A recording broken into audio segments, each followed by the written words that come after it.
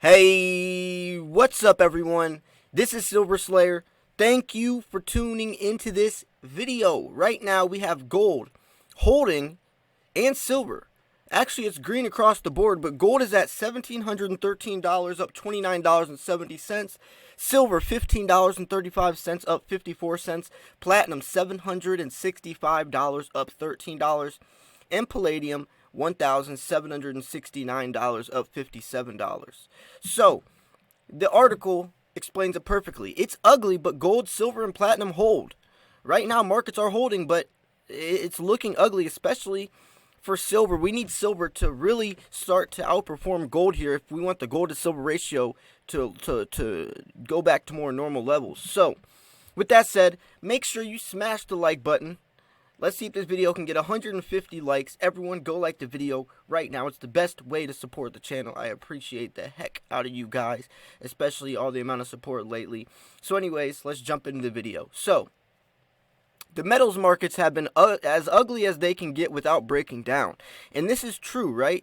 Prices may not be where we want them to be, but at least they are holding, right? They are holding their ground. They're standing their ground.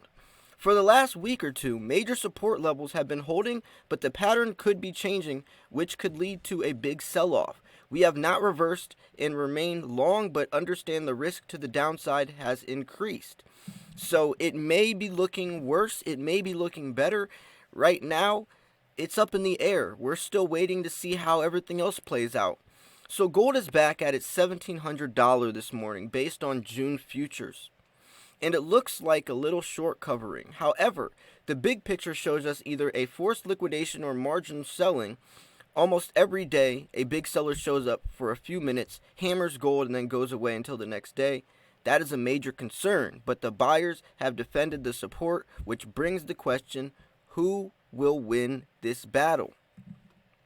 Silver and platinum look almost identical, both turning in bearish action, with just enough buyers to defend the support line.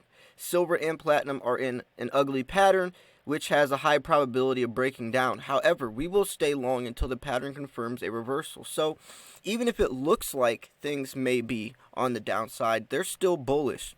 And that's where you have to have faith in the markets. You can't always go off of the charts. You can't always look at the charts, and because the charts are not always a firm or confirmation of where prices are headed, right?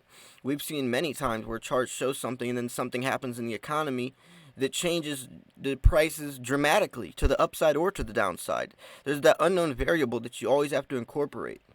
The bottom line is simple. Our algorithms are long, which is all we care about. When trading anything, emotion should not be a part of the decision-making process unless you like being on the wrong side of the market. And that's true. The emotional attachment that comes along is definitely where you have to be careful with. The emotional attachment, that's where impulse buying and panic selling comes. And you have to really make sure that you have your head in the game. And that's why I like the algorithms. That's why they use the algorithms, is because it's an artificial intelligence trading bot, and it's not a human, so it doesn't have the emotional attachment, the emotional value in the markets that humans do. The algorithm looks at the markets exactly as they are, and that's how you have to try to invest as an investor as well. That's how you have to strategize. Look at the markets just as they are. That's why I was so successful in Bitcoin, is because I took the emotional attachment out. I looked at the markets realistically, and if Bitcoin was looking a certain way, even if I was hoping it didn't look that way, that's the way it looked, and that's the way it performed. So anyways, all trading decisions should be made on a mechanical basis with no regard for news or opinions. And that's exactly, he explained it perfectly.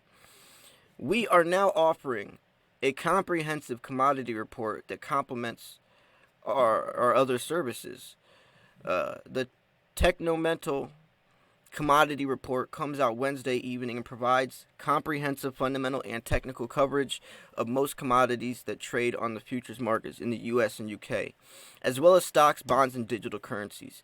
There is a summary report on Friday after the markets close, and robust quarterly reports on each of the 6 commodity sectors, and a general overview that recaps the past 3 months and offers projections and suggestions for the next quarter. Andy Hecht, the author of the report, has been a commodity trader since the early 1980s and has a vast experience in the markets across all assets. So, that's the article. Now, we can talk about this for a second because we still have some time. So, I want to break this down because right now, the first thing people do if they see lower prices is look at it negatively. Wherein the other side, it's a glass half full or glass half empty type of situation.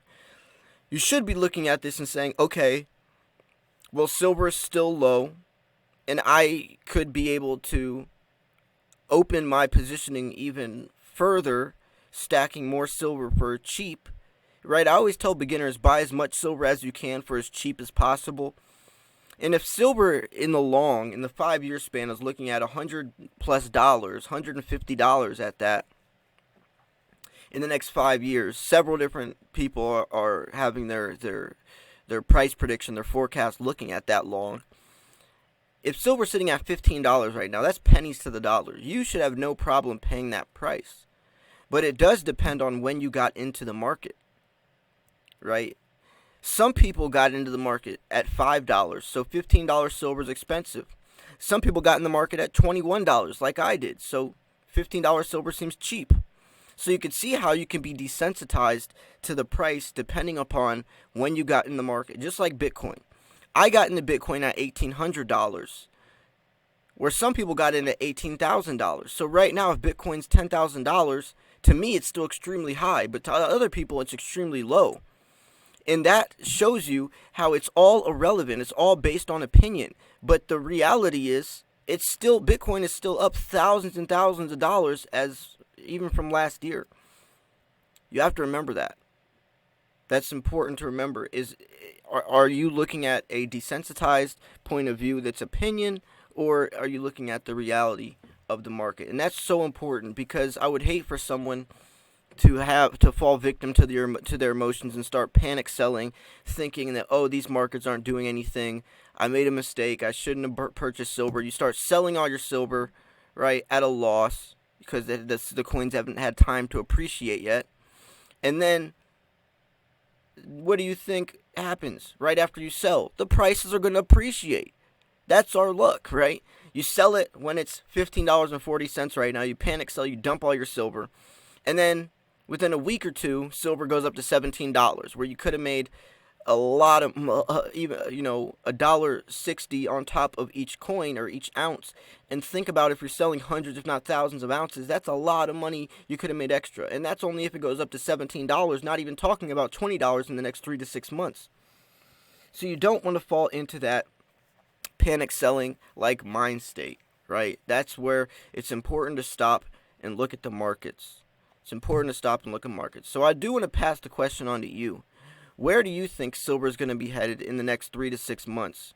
Do you think it's going to be in this $20 range level, or do you think it's going to be in the $14, $15 range level? I definitely think in the next 3 to 6 months we're going to see $20 silver. There's many things that still show silver as being extremely bullish. The short term, the couple weeks from now, may not be looking very good, but the medium to long term, especially in the next 5 years, that's where we're going to see our $100+ silver. I'm feeling it, right? Silver in the last 10 years was $50. So in the next 5 years, especially as crazy as times are, there's not a doubt in my mind that it can't reach $100, right? And what would that look like? Well, first, you would have the people like you and I that would be selling, and it would have to be a gradual approach, which is healthy for the market, so then it could stabilize and stay at those levels. Because yes, silver hit $50 in 2011, but it didn't stay there, right? It crashed extremely fast afterwards. So we needed to gradually get to that level without having a lot of people sell off. People still buy back in. Companies, corporations, will still be buying silver as they need it. We just want it, they need it. So that's going to be the difference. That's how silver can stay at those extremely high prices, in my opinion. So anyways, I'm going to wrap this video up here. If you thought this video was educational, informational, or at least just entertaining, please make sure to smash the like button. We have a 150 like goal on this video.